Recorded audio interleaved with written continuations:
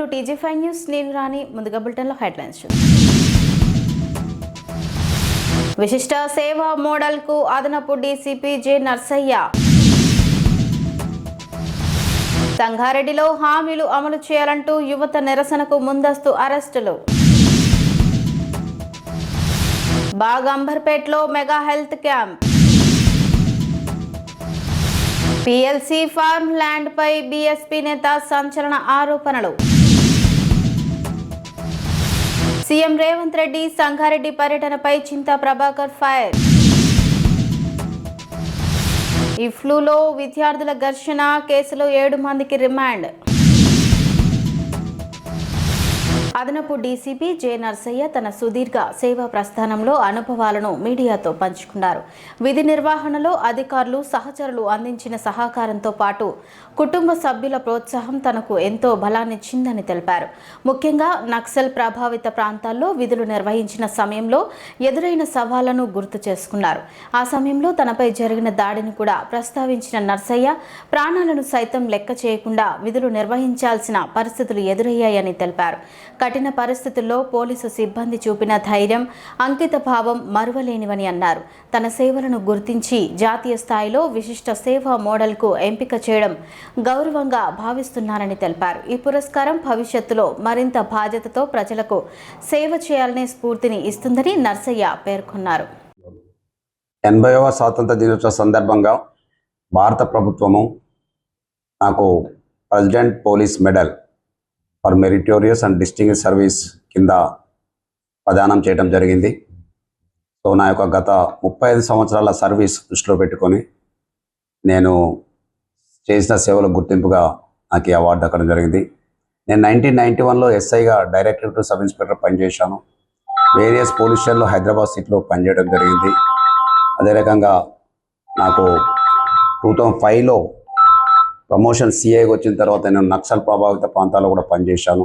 So నేను ఎప్పుడైతే ఆత్మకూరు సర్కిల్లో పనిచేస్తున్నప్పుడు మా మీద నక్సలైట్లు దాడి చేసినప్పుడు నా దగ్గర పనిచేసే ఎస్ఐ కూడా చనిపోవడం జరిగింది. సో దాని తర్వాత హైదరాబాద్ సిటీలో పంజగుట్ట టాస్క్ ఫోర్స్లో పనిచేసే క్రమంలో ఒక అన్ని important cases, fake currency cases, important murder cases, DRDL scientist కొడుకుని 11 years ప్రణవైన బోయని కూడా వాళ్ళు కిడ్నాప్ చేసి ర్యాన్సమ్ కొరకు మర్డర్ చేసిన ఒక అన్నోన్ ఇంపార్టెంట్ సెన్సేషనల్ కేసును కూడా టాస్క్ ఫోర్స్ ఉన్నప్పుడు డిటెక్ట్ చేయడం జరిగింది. అదే రకంగా పాకిస్తాన్లో ప్రింట్ చేసిన ఫేక్ కరెన్సీ ఇండియాలో సర్క్యులేట్ చేసే క్రమంలో కూడా పాకిస్తాన్ ప్రింటెడ్ ఫేక్ కరెన్సీ ఒక గ్యాంగ్ను కూడా పట్టుకున్నాం. క్రిమినల్ కేసులలో కూడా 2010లో జరిగిన క్రిమినల్ కూడా ప్రముఖ పాత్ర. చాలా నెంబర్ ఆఫ్ కేసెస్ నా సర్వీస్లో చెప్పుకోదగ్గ కేసెస్ చాలా ఇంపార్టెంట్ ఉన్నాయి. ఇది మద్దెల చెరువు సూరి మర్డర్ కేసులో కూడా నేను టాస్క్ ఫోర్స్లో ఉన్నప్పుడు మా టీం మేమంతా నార్త్ ఇండియాలో తిరిగి అతను గన్మెన్ ఎడుతున్నాడు అని కూడా మేము ఉజ్జయిని మధ్యప్రదేశ్ అరెస్ట్ చేశాము. దాంట్లో కూడా కీలకమైన పాత్ర పోల్ జరిగింది. ఓడియన్ థియేటర్ బాంబ్ బ్లాస్ట్ కేసులో కూడా మేము CISL తోటి అసోసియేట్ చేసి అందులో ముద్దాలు చేశాం. సో ఇట్లా చెప్పుకుంటూ పోతుంటే ఆ సర్వీస్లో చాలా కేసులు చేయడం జరిగింది. సో నాకు మొత్తం ఒక 26 cash rewards, 280 good service entries, 33 meritorious services. So అదే రకంగా తెలంగాణ సేవా పథకం, ఆంధ్రప్రదేశ్ పోలీస్ పథకం, ఉత్తమ పోలీస్ మెడల్, అదే రకంగా మహోన్నత సేవా మెడల్ 2021. 2017లో నాకు ఇండియన్ పోలీస్ మెడల్ చిక్కడపల్లి ఏసీగా ఉన్నప్పుడు ప్రదానం చేయబడింది. సో ఇప్పుడు నాకు 2026లో president police medal for distinguished service చేశారు. సో నాకు దీనికి నా యొక్క సైటేషన్ను గౌరవ సిపి గారు సివి సజ్జనార్ సాబ్ రికమెండ్ చేయడం జరిగింది. అదే రకంగా గౌరవ DGP గారు కూడా రికమెండ్ చేసి నాకు ఈ యొక్క అవార్డు రానికి ఆఫీసర్స్ కూడా నా యొక్క సేవలు గుర్తించి నాకు ఈ అవార్డు రానికి వాళ్ళ వంతు రికమెండ్ చేయడం జరిగింది.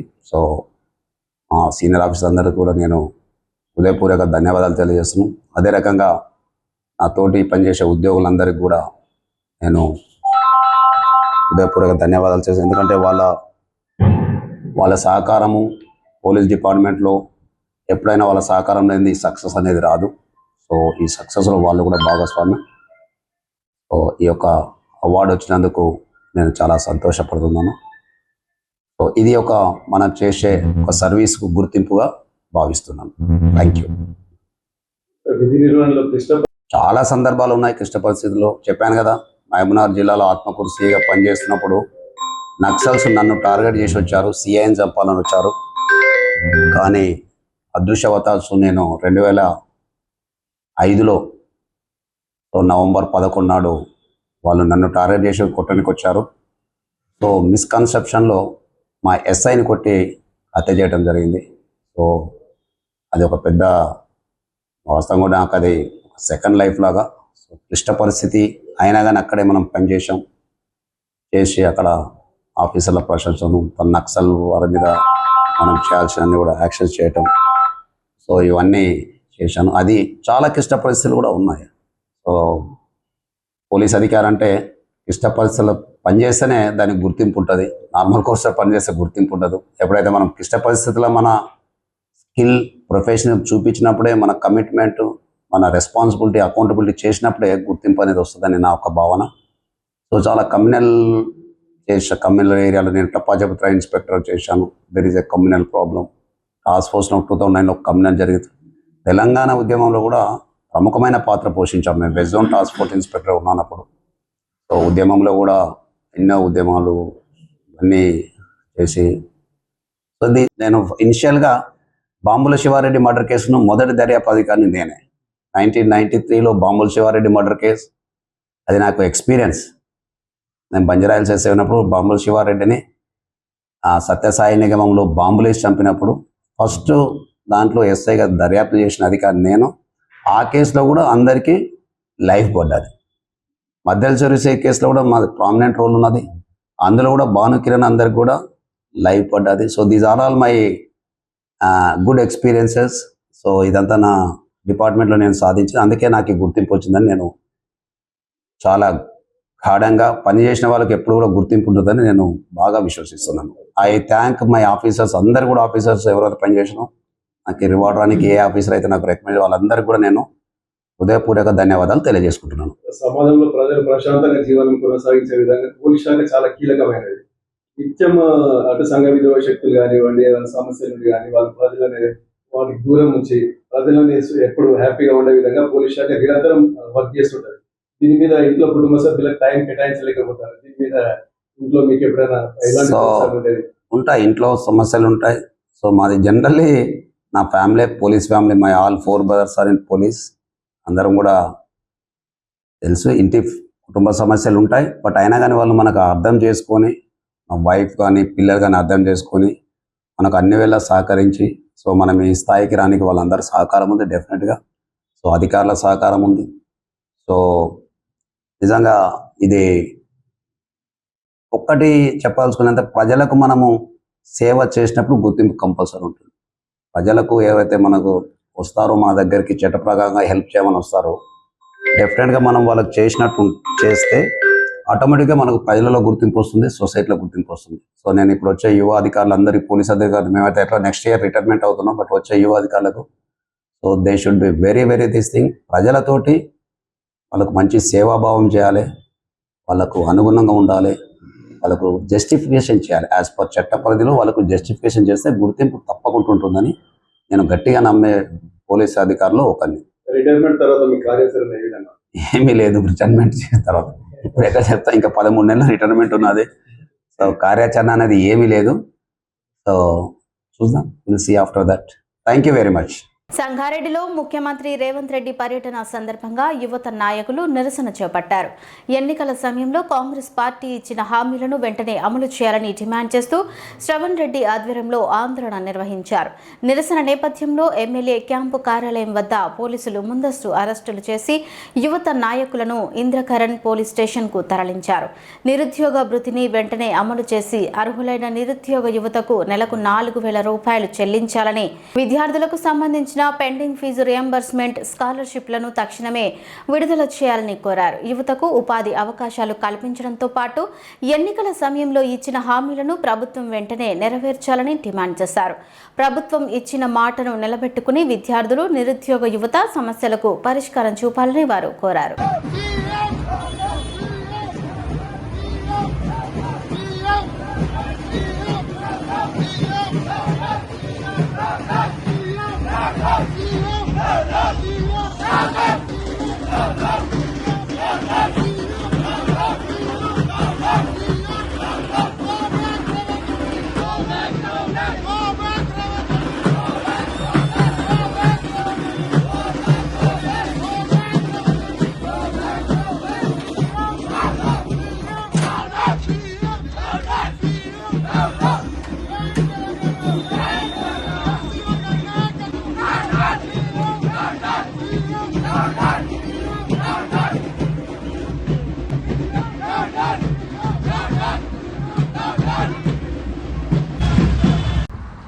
ముందుగా అందరికీ 2వ స్వతంత్ర దినోత్సవ శుభాకాంక్షలు.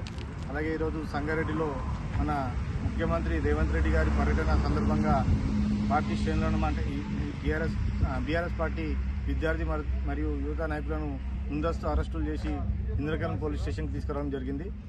ఈరోజు ముందస్తు అరెస్టులకు ఈ ప్రభుత్వం ఎందుకు ప్రోత్సహిస్తుంది, ఎందుకు ఈరోజు బీఆర్ఎస్ పార్టీ అంటే భయపడుతున్నది, మరి సమాధానం చెప్పాల్సిన అవసరం ఉంది.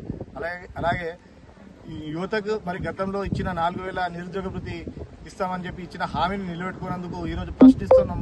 కానీ నిరసన రూపంలో కాకుండా శాంతియుతంగా మేము ఈరోజు ఒక ప్లకార్డులు పట్టుకొని ప్రదర్శించే కార్యక్రమం చేస్తుంటే కూడా దాన్ని అడ్డుకొని ఈరోజు మమ్మల్ని పోలీస్ స్టేషన్కి తరలించడం జరిగింది.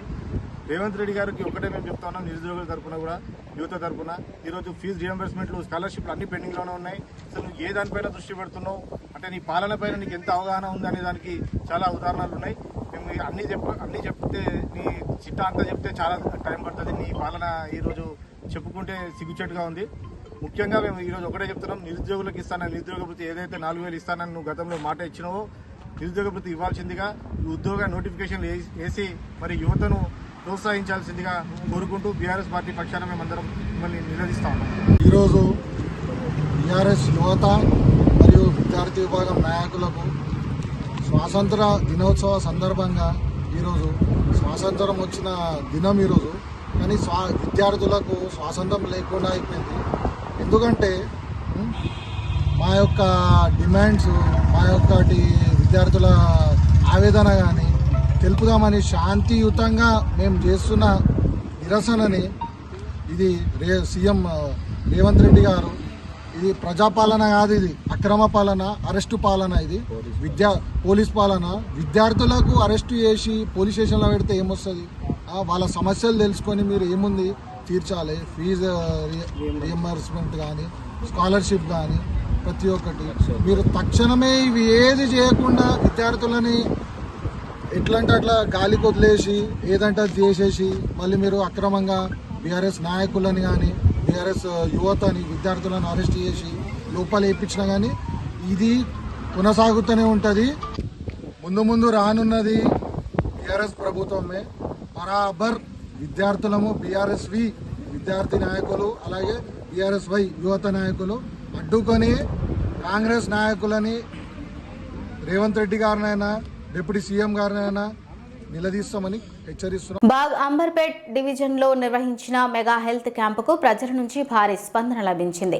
శంభుల ఫౌండేషన్ చైర్పర్సన్ శ్రీకాంత్ గౌడ్ ఆధ్వర్యంలో మెడికోవర్ హాస్పిటల్ సౌజన్యంతో భరత్ నగర్ కమ్యూనిటీ హాల్లో ఈ వైద్య శిబిరాన్ని నిర్వహించారు. తెలంగాణ ప్రభుత్వ బీసీ సంక్షేమ సలహాదారు వి హనుమంతరావు క్యాంపును ప్రారంభించారు. మెగా హెల్త్ క్యాంపులో పెద్ద సంఖ్యలో ప్రజలు పాల్గొని ఉచిత వైద్య పరీక్షలు చేయించుకున్నారు.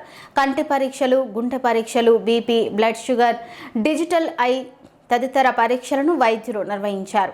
పరీక్షల అనంతరం ప్రజలకు అవసరమైన సూచనలు, ఆరోగ్యంపై పలు సలహాలు అందించారు. గత 10 ఏళ్లుగా శంభుల ఫౌండేషన్ ఆధ్వర్యంలో అనేక సంక్షేమ కార్యక్రమాలు నిర్వహిస్తున్నామని బాగ్ అంబర్పేట్ కంటెస్టెంట్ కార్పొరేటర్ శంభుల ఉషశ్రీ శ్రీకాంత్ తెలిపారు. కరోనా సమయంలో ఇంటింటికి నిత్యావసర సరుకులు అందించడంతో పాటు గుండె శస్త్రచికిత్సలు వంటి వైద్య అవసరాలకు ఆర్థిక సహాయం అందించామని చెప్పారు. ఆర్థిక ఇబ్బందులు ఎదుర్కొంటున్న విద్యార్థులకు ప్రతి సంవత్సరం సంవత్సరం విద్యా సహాయం అందిస్తున్నామని తెలిపారు. ప్రజల అవసరాలకు అనుగుణంగా భవిష్యత్తులో ఫౌండేషన్ సేవలను మరింత విస్తరిస్తామని ఆమె పేర్కొన్నారు.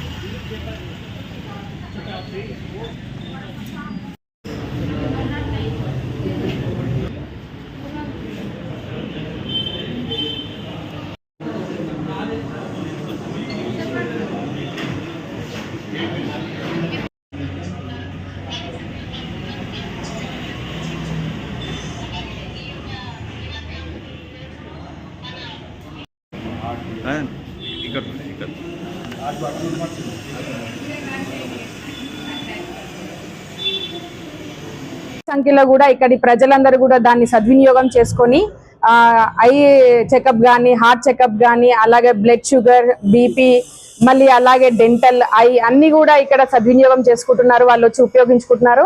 భారీ సంఖ్యలో పాల్గొన్నారు. వారు వచ్చి చెకప్లన్నీ కూడా చేయించుకుంటున్నారు. అలాగే ఈ యొక్క మెగా క్యాంప్ని ఈరోజు మన బీసీ సంక్షేమ సలహాదారుడు మన పెద్దలు వి హనుమంతరావు గారు వచ్చి ఓపెనింగ్ చేయడం జరిగింది. దాంతో ఈ యొక్క కార్యక్రమం ఇక్కడ ప్రారంభించడం జరిగింది. అయితే ఇది మా శంబుల ఫౌండేషన్ ఆధ్వర్యంలో గత 10-15 సంవత్సరాల నుండి కూడా మేము ఫౌండేషన్ ద్వారా ఎంతో మందికి కూడా సంక్షేమ పథకాలే కానీ, అలాగే వారికి కావాల్సిన అవసరాలను మా ఫౌండేషన్ దృష్టికి వచ్చిన సమస్యలన్నింటినీ కూడా పరిష్కరించుకుంటూ వస్తున్నాం. గతంలో చూసుకుంటే కరోనా టైంలో కూడా ఎంతో మందికి కూడా ఇంటింటికి గ్రాసరీస్ పంపించి సహాయం చేయడం జరిగింది. అలాగే హెల్త్ పరంగా కానీ ఎవరైనా వచ్చి ఏదైనా హార్ట్ సర్జరీ కానీ దానికి అలాంటివి ఏమైనా అవసరాలు ఉన్నప్పుడు వాళ్ళు మా దృష్టికి వచ్చినప్పుడు ఫౌండేషన్ ద్వారా వాళ్ళకి ఆర్థిక సహాయాన్ని అందించడం జరిగింది. అలాగే ప్రతి సంవత్సరం కూడా విద్యాపరంగా విద్యార్థులకు ఎంతో అంత కొంత వాళ్ళకి సహాయాన్ని చేయడం జరుగుతుంది. ఆర్థిక ఇబ్బందులు ఉన్న వాళ్ళు ఎవరైనా వచ్చి కూడా అడిగినా కూడా దానికి కూడా మేము ఫౌండేషన్ ద్వారా ఎన్నో సహాయాలు చేస్తూ వస్తున్నాం. ఈ ఫౌండేషన్ ని ఇలాగే ఇంకా ముందుకు కొనసాగించాలని ఆలోచన చేస్తూ ఈ రోజు అందులో భాగంగానే ఈ రోజు బాగంబర్పేట్ డివిజన్ లోని భరత్నగర్ కమిటీ హాల్లో మెడికోవర్ హాస్పిటల్ వారి సౌజన్యంతో ఇక్కడ ఈ యొక్క క్యాంపు నిర్వహించడం జరిగింది. ఇందులో బీపీ, బ్లడ్ షుగర్, అలాగే ఐ చెకప్, హార్ట్ చెకప్ అన్ని కూడా ఇక్కడ తీసుకోవడం జరిగింది. ప్రజలందరూ కూడా భారీ ఎత్తున వచ్చి ఇందులో పాల్గొని వారు సద్వినియోగం చేసుకుంటున్నారు. ఇప్పటికీ చాలా వరకు కూడా ప్రజలు దీన్ని సద్వినియోగం చేసుకున్నారు. ఇంకా కూడా 10 గంటల నుంచి ప్రారంభం చేసి ఇప్పుడు 2 గంటల వరకు కూడా ఉంటుంది. మరిన్ని ఇంకా భారీ ఎత్తున కూడా ఇంకా మన ప్రజలందరూ కూడా దీన్ని సద్వినియోగం చేసుకోవాలని తెలియజేస్తున్నారు. ఉందండి ఆలోచన. ఫౌండేషన్ ద్వారా మేము ఇంతకు ముందుకే గతంలో కూడా చేసాము. అయితే మా దృష్టికి ఏది వచ్చినా ఎడ్యుకేషన్ పరంగా కానీ, ఆరోగ్య పరంగా కానీ, ఇంకేదైనా వారికి పేద ప్రజలకి ఆర్థిక పరంగా ఇబ్బందులు ఉన్నప్పుడు మా దృష్టికి వస్తే తప్పకుండా వారికి ఇప్పటివరకు సహాయం చేస్తూ వచ్చాం. ఇకపైన కూడా సహాయం చేస్తాం. నాగల్గిద్ద మండలం కరస్గుత్తి గంగారం తండా సమీపంలో PLC ఫార్మ్ ల్యాండ్ ప్రాంతాన్ని బీఎస్పీ అధ్యక్షుడు యనుమల తూకారం సందర్శించారు. అక్కడికి వచ్చిన కొనుగోలుదారులతో మాట్లాడిన ఆయన ఆకర్షణీయమైన పేర్లతో భూములు విక్రయిస్తూ ప్రజలను మభ్యపెడుతున్నారని ఆరోపించారు. గుంటల చొప్పున భూములు విక్రయిస్తూ రైతు బంధు, రైతు బీమా వంటి పథకాల పేరుతో కొనుగోలుదారులను ఆకర్షిస్తున్నారని అన్నారు. గుట్టలపై ఉన్న భూముల్లో సాగునీటి వసతులు లేకపోయినా చెట్లు పెంచి భవిష్యత్తులో భారీ లాభాలు పొందవచ్చంటూ ప్రచారం చేస్తున్నారని విమర్శించారు. ఫార్మ్ ల్యాండ్ పేరుతో భూముల విక్రయానికి భూమి వినియోగ మార్పిడి, లేఅవుట్ అనుమతులు, రెవెన్యూ రికార్డులు, స్థానిక సంస్థల అనుమతులు, రోడ్లు, డ్రైనేజీ వంటి నిబంధనలు పాటించాల్సి అవసరం ఉంటుందని తూకారం పేర్కొన్నారు. గుట్టలు, ప్రభుత్వ భూములు లేదా ఇతరుల భూములను ఆక్రమించి ఉంటే వాటిపై హక్కులు ఎలా కల్పించారు? రిజిస్ట్రేషన్లు ఏ ఆధారాలతో జరుగుతున్నాయంటూ ప్రశ్నించారు. భూముల రికార్డులు, పట్టాదారు పాస్బుక్లు, ఎన్కంబరెన్స్ వివరాలు, భూమి వినియోగం, లేఅవుట్ అనుమతులపై అధికారులు సమగ్ర విచారణ చేపట్టాలని డిమాండ్ చేశారు.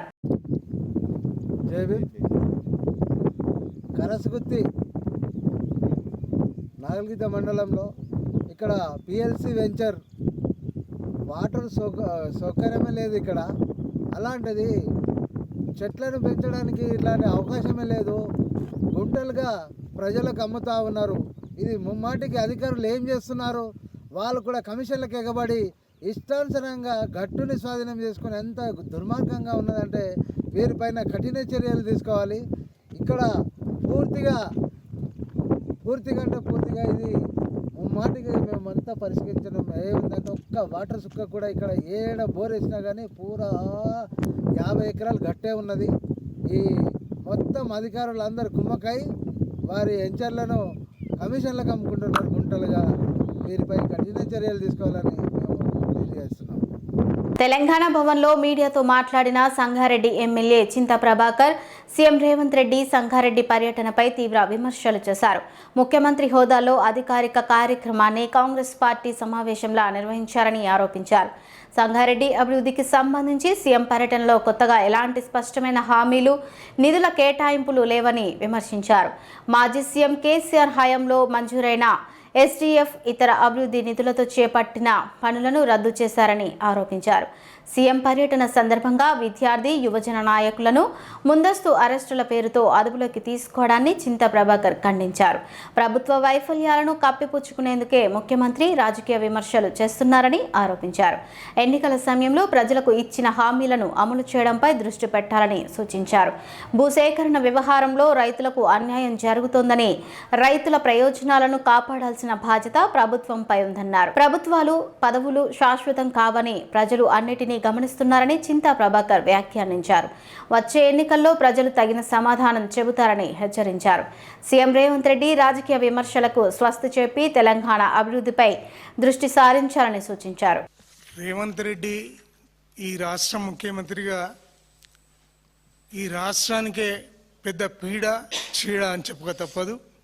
నిన్న అధికారికంగా జరిగిన సంగారెడ్డిలో కార్యక్రమానికి కాంగ్రెస్ పార్టీ మీటింగ్ లాగా జరిగింది. స్థానిక ఎమ్మెల్యేన నన్ను కనీసం సమాచారం ఇవ్వకుండా ఆ మీటింగ్ జరగటం అనేది అహంకారానికి నిదర్శనం. ఇది నన్ను అవమానించడం కాదు. సంగారెడ్డి ప్రజలు నన్ను గెలిపించిండ్రు. మరి ఆ ప్రజలందరికీ కూడా అవమానపరిచినట్టే. సంగారెడ్డి గడ్డ మీద కాలు పెట్టే నైతిక హక్కు రేవంత్ రెడ్డికి లేదు. ముఖ్యమంత్రి అయిన తర్వాత సంగారెడ్డికి కనీసం ఒక ప్రాజెక్టు కానీ ఓ పథకం కానీ ఏమి ఇవ్వలే. మాజీ ముఖ్యమంత్రి వర్యులు, తెలంగాణ తొలి ముఖ్యమంత్రి కేసీఆర్ గారు ఇచ్చిన ఎస్డిఎఫ్ కానీ, ఎంఆర్ఆర్ కానీ, సంగారెడ్డి, సదాశివపేట అన్ని గ్రామాలకు సంబంధించిన వర్కులు అన్నీ క్యాన్సిల్ చేసిండు. ముఖ్యమంత్రి హోదాలో ఖాళీ చేతులతో వచ్చి ఆయన శుష్కప్రియాలు, శూన్యాస్తాలతో గాలి మాటలు చెప్పి పోవటం మరి సిగ్గుచేటు. స్వాతంత్ర దినోత్సవం, జాతీయ జెండా సాక్షిగా సమగ్రత, రాష్ట్ర అభివృద్ధి గురించి మాట్లాడాల్సింది పోయి ముఖ్యమంత్రి స్థాయిలో ఉండి సంగారెడ్డిలో బజారు భాషలో రాయికి విమర్శలు చేయటం దిగజారుతనానికి నిదర్శనం. మరి సంగారెడ్డిలో నిన్నటి రోజు విద్యార్థి నాయకులకు, యువకులకు అందరినీ ముందస్తు అరెస్ట్ చేయటం కూడా మరి ఇది తీవ్రంగా ఖండిస్తున్నాం. మరి శ్రావణ్ రెడ్డి అదే రకంగా వారి విద్యార్థి నాయకులందరినీ కూడా, చింటూ అందరినీ కూడా బంధించి సీఎం గారు వెళ్ళిపోయే వారికి వాళ్ళను విడుదల చేయకపోవటం అనేది మరి విచారం. మరి అదే రకంగా రేవంత్ రెడ్డి ప్రోగ్రాం చేదగాని వాడే మాటలు చెప్తాడన్నట్లు కాంగ్రెస్ పాలనలో చెప్పుకోవడానికి ఒక మంచి పని కూడా లేదు. ముఖ్యమంత్రి తన అసమర్థతను దాచుకొని క్షుద్రపుషులనే డ్రామాలు చేస్తూ ఇది తెరలేపిండు. మరి ముఖ్యమంత్రి కుర్చీలో కూర్చొని మూఢనమ్మకాలు ప్రోత్సహించే ఇలాంటి పిచ్చి మాటలు మాట్లాడటం మానుకొని ఇచ్చిన మాటలు ఎలా అమలు చేయాలో ఆలోచిస్తే బాగుంటుంది. మరి అదే రకంగా మరి ఓడిపోయిన ఎమ్మెల్యేని ఏదో తారాస్థాయికి లేపి ఇటువంటి ఇంద్రుడు చంద్రుడు మీకు 1000 కోట్లు ఇచ్చినా దొరకడు అని చెప్పడం అనేది మరి ఎన్నికల ప్రచారంగా మేము ఆలోచన చేయాల్సిన పరిస్థితి. మరి అటువంటి వాడే అయితే ప్రజలు ఎందుకు ఓడతారు? ఇప్పుడు అధికారం ఉంది కాబట్టి మళ్ళా కాన్స్టిట్యున్సీలో తిరుగుతూ ఉన్నాడు. ఆ తిరగటం కూడా భూముల కబ్జాలు అంటే టీజీఏఏసీ పేరు మీద దాదాపు 800 ఎకరాలు మరి ఈరోజు ఆయన అక్వైర్ చేసి మరి అక్కడున్న రైతులకి అన్యాయంగా మోసం చేసినట్టు పరిస్థితి. మరి ఇటువంటి చరిత్ర మీకు ఖచ్చితంగా తెలంగాణలో ప్రజలందరూ కూడా బుద్ధి చెప్తారు. తెలంగాణ ప్రజల ఆశీస్సులు మెండుగా ఉంటాయి. కేసీఆర్ మళ్ళా రావాలని కోరుకుంటున్నారు. కేసీఆర్ ముఖ్యమంత్రిగా మళ్ళా తిరిగి వస్తాడు. మరి ఖచ్చితంగా ప్రజలు ఎన్నికలు ఎప్పుడు వస్తాయని ఎదురు చూస్తూ ఉన్నారు. కాబట్టి మరి మీకు తగిన బుద్ధి చెప్తారు. మీరే శాశ్వతం కాదు. మరి మీరు ఇచ్చిన స్మార్ట్ కార్డు శాశ్వతమా? మీ ఫోటోలు పెట్టుకున్నారు, ఇటు మంత్రిది ఇటు ముఖ్యమంత్రిది. మీరు ఎన్ని నెలలు ఉంటారో మీకే తెలియదు. మరి ఆ తర్వాత ఆ కార్డు పరిస్థితి ఏంది? ముఖ్యమంత్రి రేవంత్ రెడ్డి మరి అదే రకంగా సివిల్ సప్లై మంత్రి ఆయన ఫోటో పెట్టుకున్నారు. మరి ఇది మీకు గుర్తింపు కార్డు, ఇది శాశ్వతంగా మీకు ఉపయోగపడుతుందని మీరు చెప్తున్నారు.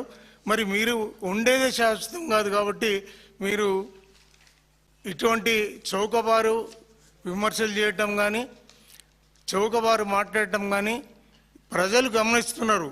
విఘ్నులు, విజ్ఞానవంతులు, విద్యావంతులైన వాళ్ళు ఎవ్వరు కూడా మిమ్మల్ని మెచ్చుకోవటం లేదు. ఎప్పుడు పోతుందా మా పీడ అని చెప్పి ఎదుర్చుస్తున్నటువంటి పరిస్థితి. మీరు రారని తెలిసే ఇటువంటి చౌకబారు మాటలు మాట్లాడుతున్నారని మేము హెచ్చరిస్తున్నాం.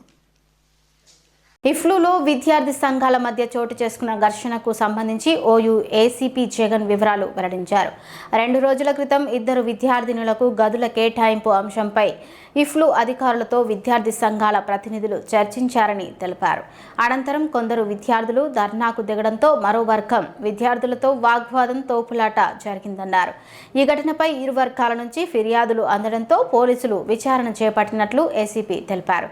ఈ నెల 14న తెల్లవారుజామున 3:50 నుంచి 4 గంటల మధ్య కొందరు విద్యార్థులు ప్రత్యర్థి వర్గానికి చెందిన 3 గదుల్లోకి చొరబడి కర్రలు, రాళ్లతో దాడి చేసినట్లు వెల్లడించారు. దీంతో బాధితులు కూడా ఎదురుదాడికి దిగారని, ఈ ఘటనలో 2 విద్యార్థులకు తలకు తీవ్ర గాయాలయ్యాయని తెలిపారు. ఇరు వర్గాలపై 147, 148, 149 తదితర సెక్షన్ల కింద కేసులు నమోదు చేసినట్లు ఏసీపీ జగన్ పేర్కొన్నారు. ఇటు మీడియా సమావేశం పెట్టడం ఉద్దేశం ఏంటి అంటే, గత 2 రోజులుగా ఇఫ్లూలో జరిగిన సంఘటనలు, దానికి సంబంధించి కొన్ని మన స్టూడెంట్ ఆర్గనైజేషన్ వాళ్ళు, 2 స్టూడెంట్ ఆర్గనైజేషన్ వాళ్ళు పోలీసుల గురించి సరిగా చర్యలు తీసుకోవట్లేదు, బయాస్గా పోతున్నారు, ఏకపక్షంగా పోతున్నారు అని మాట్లాడుతూ వేరే విధంగా మాట్లాడడం జరిగింది. ఇట్టి విషయంలో మేము మీడియా ముఖంగా మీకు క్లారిఫికేషన్ ఇవ్వడం జరుగుతూ ఉంది. గత 2 రోజుల కింద ఒక గ్రూప్ వాళ్ళు, ఒక స్టూడెంట్ ఆర్గనైజేషన్ వాళ్ళు 2 అమ్మాయిల గురించి వాళ్ళకు సేమ్ రూము పెట్టాలనే ఉద్దేశంతో ఆ అమ్మాయిల గురించి అడిగినప్పుడు, వాళ్ళ అమ్మాయిలు అడిగినప్పుడు అక్కడ ప్రియదర్శిని అనే మేడం వాళ్ళు వాళ్ళతో కొద్దిగా రఫ్గా బిహేవ్ చేసిందనే ఉద్దేశంలో ఆ మేడం ఒక ఆఫీస్ ముందు వాళ్ళు కొంతమంది ఒక ఆర్గనైజేషన్ స్టూడెంట్ వాళ్ళు ధర్నా నిర్వహించడం జరిగింది. ఈవినింగ్ సమయంలో అక్కడికి వేరే స్టూడెంట్ ఆర్గనైజేషన్ వ్యక్తి వెళ్ళి అక్కడ మాట్లాడే క్రమంలో వాళ్ళ మధ్యలో జస్ట్ మామూలుగా స్కఫుల్ జరిగింది. అక్కడ దాని విషయంలో పోలీస్ స్టేషన్కి వచ్చి కంప్లైంట్ ఇవ్వడం జరిగింది. దాని విషయంలో మా వాళ్ళు ఉదయం వెరిఫై చేస్తామని చెప్పినప్పుడు జరిగింది. అతను సదరు వ్యక్తి మళ్ళీ వెళ్ళి కొంతమంది స్టూడెంట్స్ను పోగేసుకొని సుమారు 3:54 గంటల సమయంలో ఒక 3 రూమ్లోకి వెళ్ళి వాళ్ళ మీద అటాక్ చేస్తూ వాళ్ళ మీద కొట్టడం జరిగింది. తిరిగి ఆ 3 రూమ్ల వ్యక్తులు ఆ స్టూడెంట్స్ ఆర్గనైజేషన్ వాళ్ళు వాళ్ళ ఆర్గనైజేషన్ పిలిపించుకొని వీళ్ళని కూడా కొట్టడం జరిగింది. ఇట్టి సందర్భంలో ఫస్ట్ ఆర్గనైజేషన్ వాళ్ళు ఎవరైతే కొట్టినారో వాళ్ళకు ఎక్కువ దెబ్బలు తగిలినాయి. ఇద్దరు వ్యక్తుల యొక్క తలలు పగిలినాయి. అట్టి సందర్భంలో పోలీస్ స్టేషన్కు పొద్దున వరకు మేము ఇమీడియట్గా పోలీస్ స్టేషన్కు సమాచారం వస్తే మా వాళ్ళు వెళ్ళి అక్కడ అందరం కూడా వెళ్ళి అక్కడ అదుపులోకి తీసుకురావడం జరిగింది. అట్టి విషయంలో 2 వర్గాల మీద కూడా సమానమైన కేసులు పెట్టడం జరిగింది. తలలు పలిగినందువల్ల మాత్రం వాళ్ళ మీద 326 కేసు పెట్టడం జరిగింది. ఓన్లీ ఒకే ఒక సెక్షన్. ఎక్కడ కూడా మేము ఒక గ్రూప్ వచ్చి లేదంటే ఒక స్టూడెంట్ ఆర్గనైజేషన్ వస్తే వాళ్ళ మీద కేసు పెట్టకపోవడము అనేది జరగలేదు. అట్లాగే ఏదైనా ప్రెషర్ గురి లేదైతే అత్యాయత్నమో లేకుంటే వేరే సెక్షన్లో మేము పెట్టలేదు. అట్లాంటి సందర్భం ఉన్నప్పుడు మేము పక్షపాతం వహించడం అని చెప్పి మీరు అనుకోవాలి. కానీ ఇక్కడ జరిగింది సేమ్ ఒక ఆర్గనైజేషన్ వెళ్ళి అటాక్ చేసినప్పుడు అవే సెక్షన్లో పెట్టడం జరిగింది. ఇంకో ఆర్గనైజేషన్ మళ్ళీ వాళ్ళ మీద రిటాలియేషన్ చేసినప్పుడు కూడా 147, 148, 149 సెక్షన్లు రైటింగ్ సెక్షన్లు 2 కూడా రైటింగ్ సెక్షన్లు. వాళ్ళ మీద కూడా రైటింగ్ సెక్షను, వీళ్ళ మీద కూడా రైటింగ్ సెక్షను. ఒక్క విషయంలో తేడా ఏంటంటే వీళ్ళు హాస్పిటల్కి పోయినప్పుడు ఒక గ్రూపుకు సంబంధించిన 2 వ్యక్తులకు మాత్రం తల గాయం జరిగి వాళ్ళకు ఒకరికి 5 కుట్లు ఒకరికి 7 కుట్లు కొట్టడం జరిగింది. అటు విషయంలో 326 కేసు పెట్టడం జరిగింది ఎమ్మెల్సీ తీసుకొని. దాని విషయంలో ఆ కొట్టిన వాళ్ళను మాత్రం మేము 2 వర్గాలను కూడా మేజిస్ట్రేట్ వద్ద ప్రొడ్యూస్ చేయడానికి వెళ్ళినప్పుడు మేజిస్ట్రేట్ గారు వీళ్ళకు బెయిల్ ఇవ్వకుండా తలలు పగిలినాయి కాబట్టి అని వాళ్ళను జైలుకు పంపడం జరిగింది. ఇది పోలీసు వాళ్ళు పంపితే జైలు వెళ్ళట్టు కాదు. అది దయచేసి అది గమనించాలా. జైలుకు వెళ్ళాలా, ఏ సెక్షన్ ప్రకారంగా జైలుకు వెళ్ళకూడదని నిర్ణయించేది జడ్జి గారు, పోలీసు వాళ్ళు కాదు. మేము సమానంగా కేసులు పెట్టడం జరిగింది. 2 వర్గాల పైన రైటింగ్ కేసులు పెట్టడం జరిగింది. ఓన్లీ తలలకు దెబ్బ తగిలింది. దానికి 10 years కంటే పనిష్మెంట్ ఉంది కాబట్టి దాంట్లో వాళ్ళు జైలుకు వెళ్ళడం జరిగింది. మిగతా వాళ్ళను జడ్జి గారి అడ్వైస్ ప్రకారంగా వాళ్ళను మేము మిగతా వేరే వాళ్ళ గ్రూప్ వాళ్ళకు ఎక్కడ కూడా రక్త గాయం లేనందువల్ల వాళ్ళను పోలీస్ స్టేషన్లో బెయిల్ ఇచ్చి దీంట్లో ఇవ్వడం జరిగింది. ఇటు విషయంలో కొంతమంది ఒక స్టూడెంట్ ఆర్గనైజేషన్ వాళ్ళు వచ్చేసేసి సార్ మా వాళ్ళ మీద జైలుకు పంపించినారు, మీ వాళ్ళు ఇక్కడ వాళ్ళని పంపలేదు, సమ్ రాజకీయ ఒత్తిళ్ళు అనేది వేరే విధంగా మాట్లాడడం జరిగింది. అది కరెక్ట్ కాదని చెప్పి మరొకసారి నేను చెప్తా ఉన్నాను. ఎందుకంటే తలకు గాయం అనేది తలకు గాయం చేయడము ఒక ఆయుధంతో అంటే ఒక కట్టెనే కానీ ఒక రాడ్తోనే కానీ చేసినప్పుడు తల పగిలి కుట్లు పడడం వల్ల 326 గాయం అనేది మేజిస్ట్రేట్ గారు అబ్జర్వ్ చేసి పంపించడం వల్ల జైలు పోవడం జరిగింది. ఇట్టి విషయంలో మీకు మరొకసారి చెప్తున్నా, దీంట్లో వాళ్ళను మేము కూడా సజెస్ట్ చేయడం జరిగింది. ఎవరైతే గొడవ చేస్తున్నారో వాళ్ళందరినీ కూడా బీసీ గారికి మేము అడ్వైజ్ చేయడం జరిగింది. వాళ్ళను కఠినంగా వాళ్ళను క్లాసులకు సంబంధించి కానీ యూనివర్సిటీకి సంబంధించి వాళ్ళ మీద చర్యలు తీసుకోవాలా. వాళ్ళను ఎటువంటి గొడవలు రెగ్యులర్గా చేసే వాళ్ళ మీద ఎట్టి పరిస్థితుల్లో వాళ్ళకు రెస్ట్రిక్షన్ ఆర్డర్స్ కానీ ఇంకా తరతర చర్యలు తీసుకోవాలని చెప్పి కోరడం జరిగింది. ఈ విషయంలో మరొకసారి ఏంటంటే స్టూడెంట్స్ ఒక స్టూడెంట్ ఆర్గనైజేషన్కు నేను ఒకటే హెచ్చరిక, పోలీసు వాళ్ళను బయటకు వెళ్ళిన తర్వాత పోలీసు వాళ్ళు ఏకపక్షంగా ఉన్నారు, పోలీసు వాళ్ళు ఒకరికి సేవకులుగా ఉన్నారు, స్కావెంజర్స్లా ఉన్నారు అనే పదం యూజ్ చేయడం జరిగింది. దీని మీద మేము లీగల్ ఒపీనియన్ తీసుకొని కూడా దీని మీద చట్టపరంగా తప్పకుండా శిక్ష మేము చర్య తీసుకుంటాం. ఎట్టి పరిస్థితులలో మేము వదిలేదు లేదు. ఎందుకంటే ఒక న్యాయపరంగా ఒక చట్టపరంగా డ్యూటీ చేసే వాళ్ళని ఈ విధంగా మీరు మాట్లాడడం కరెక్ట్ కాదు. ఏదైనా ఉంటే వచ్చి మాట్లాడి మనము పరిష్కారం చేసుకోవాలా, లేదంటే ఈ విధంగా జరిగింది సార్ మాకు చర్య తీసుకోవాలని చెప్పి మా పై అధికారులు మేము మిస్టేక్ చేస్తే మా పై అధికారులకు ఫిర్యాదు చేయొచ్చు. ఇంకా మీరు ఏ విధంగానైనా మీకు ఒక లీగల్ సంబంధించి వేరే ఏజెన్సీస్ ఉన్నాయి, మేము కరెక్ట్ యాక్ట్ చేయకపోతే తద్వారా మీరు అడగాలి. కానీ జడ్జ్ చేసినట్టుగానే కానీ పోలీస్ వాళ్ళను డెలిగేటివ్ వర్డ్స్ ఏదైనా యూజ్ చేస్తే న్యాయపరంగా మేము చర్య తీసుకుంటామని చెప్పి మరొకసారి చెప్తా ఉన్నాము. దీన్ని ఈ విధంగా దయచేసి అందరూ కూడా స్టూడెంట్ ఆర్గనైజేషన్స్ ఇక ముందు కూడా ఇఫ్లుఏ కానీ ఓయూఏ కానీ ఎక్కడ గొడవలు జరిగినా ఎవరిని వదిలిపెట్టేది లేదు. మాకు శాంతి భద్రతలు ముఖ్యం. ఇక్కడ యూనివర్సిటీ యొక్క శాంతి ముఖ్యం. మాకు ఇక్కడ ఇఫ్లుఏ కానీ ఓయూఏ కానీ ఎక్కడ కూడా మాకు గొడవలు ఏదైనా జరిగినప్పుడు మాకు బయాస్ ఏదైతే పక్షపాతం లేకుండా మాకు ఆర్గనైజేషన్ అనే డిఫరెంట్ లేకుండా పక్కా చర్యలు తీసుకుంటాం. దాని మీద మీరు క్వశ్చన్ చేయొచ్చు, మమ్మల్ని అడగొచ్చు, లేదంటే మా పై అధికారులకు ఫిర్యాదు చేయొచ్చు, లేదంటే కోర్టుకు వెళ్ళొచ్చు, లేదంటే హ్యూమన్ రైట్స్ వెళ్ళొచ్చు, ఇంకా ఏదైనా దానిలో వెళ్ళొచ్చు. కానీ బహిరంగంగా మాట్లాడడం మాత్రం తగదు. మీ అందరికీ కూడా ఈ విధంగా మీకు మీడియా ద్వారా తెలియజేయడం జరిగింది. సరే, ఒక సెక్షన్ జరిగింది రైటింగ్ కేసు. డేట్ ఎప్పుడు? మొన్న 14th, I think 14th early అవర్స్లో జరిగింది. 14th ఎర్లీ అవర్స్లో అట్లా జరిగింది.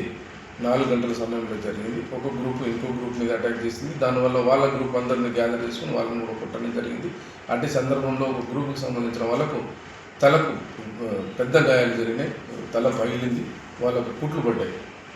రిమాండ్కి ఎంత? సార్, ఇప్పుడు ఆర్గనైజేషన్ అంటే ఇప్పుడు ఏబీవీ వాళ్ళు సోషల్ మీడియాలో వాట్సాప్లో కానీ ఫేస్బుక్లో కానీ పోలీసులు ఏకపక్షంగా వ్యవహరించారు. కాంగ్రెస్ ఒత్తిడితోనే ఇలా మా సంఘం ఏబీవీ సంఘం విద్యార్థులను రిమాండ్ చేశారని చెప్పేసి వాళ్ళు వాట్సాప్ గ్రూపుల్లో మరి ప్రచారం చేస్తారు. నేను ఏబీవీ కానీ ఎన్ఎస్యూ కానీ నేను పేరు తీయట్లేదు. ఎవరైనా సరే, ఎక్కడ ఏ విద్యార్థి సంఘమైనా సరే మేము పక్కా యాక్షన్ తీసుకుంటాము. ఇంటి సందర్భంలో మీరు వెరిఫై చేయొచ్చు. నేను అందుకే పొద్దున కూడా ఒక ఆర్గనైజేషన్ వాళ్ళు వస్తే వాళ్ళకు కరెక్ట్గా మేము తీసుకున్న చర్యను వివరించడం జరిగింది. 2 సైడ్ ఫైల్ ఇట్లా తీసుకొని ఇగో ఈ విధంగా మేము సెక్షన్లు పెట్టినాం, ఈ విధంగా చేసినాం, ఈ విధంగా ఎమ్మెల్సీ వచ్చింది, ఈ విధంగా చర్యలు తీసుకోవడం జరిగింది, ఈ విధంగా మేము 2 వర్గాలను కూడా కోర్టుకు పంపడం జరిగింది. అక్కడ మేజిస్ట్రేట్ గారు ఉత్తర్వు ప్రకారంగా వాళ్ళు జైలుకి వెళ్ళినారు, వీళ్ళేమో రిలీజ్ చేయబడ్డారు. అంతే తప్ప మేము చేసిన చర్యల వల్ల మేమేదో చేసిన చర్యల వల్ల అనేది జరగదు. ఇక్కడ 2 డిఫరెన్షియేషన్స్. తల పగలడం అనేది డిఫరెన్షియేషన్ వల్ల వాళ్ళు కోర్టుకు జైలు వెళ్ళడం జరిగింది, అంతే తేడా. అంతేగాని పోలీసు వాళ్ళు పంపిస్తే పోయేది కాదు. అక్కడ చట్టం ఉంది, అక్కడ కోర్టులు ఉన్నాయి, జడ్జి ఉన్నారు, వాళ్ళే డిసైడ్ చేస్తారు. బులెటిన్ ముగించే ముందు హెడ్లైన్స్ మరోసారి చూద్దాం. విశిష్ట సేవా మోడల్కు అదనపు డీసీపీ జె నర్సయ్య. సంగారెడ్డిలో హామీలు అమలు చేయాలంటూ యువత నిరసనకు ముందస్తు అరెస్టులు. బాగంబర్పేటలో mega health camp. PLC farm land పై బీఎస్పీ నేత సంచలన ఆరోపణలు. సీఎం రేవంత్ రెడ్డి సంగారెడ్డి పర్యటనపై చింతా ప్రభాకర్ ఫైర్. ఈ ఫ్లూలో విద్యార్థుల ఘర్షణ కేసులో 7 మందికి రిమాండ్. ఇవి ఇప్పటివరకున్న అప్డేట్స్. మరిన్ని అప్డేట్స్ కోసం చూస్తూనే ఉండండి టీజీ ఫైనాన్స్.